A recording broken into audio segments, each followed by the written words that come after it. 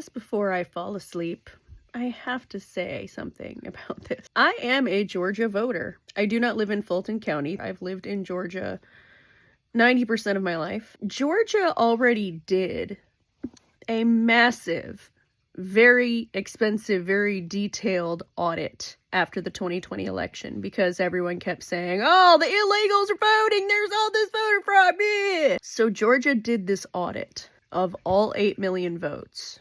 And do you know how many cases they found? Go ahead and guess. Guess. I'll give you like 5 seconds to type your guess in the comments.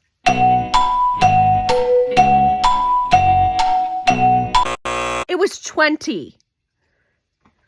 20. Not 20,000. Not 2,000. Not 200. 20. This is a massive issue for the 10th Amendment and the 12th Amendments. Just keep that in mind. I don't know how much this audit is going to factor into the FBI basically stealing voting records, which don't even have to be kept after more than about 2 years. There's a whole thing about like who has possession of the records and how long they're allowed to and yada yada. None of which involves federal authorities because, as I've said in other videos, elections are run by individual states. How Georgia does its elections is different from how Michigan does them, which is different from how New Mexico does them. Trump, you didn't win in 2020. Let it fucking go. Let it go. Let it go.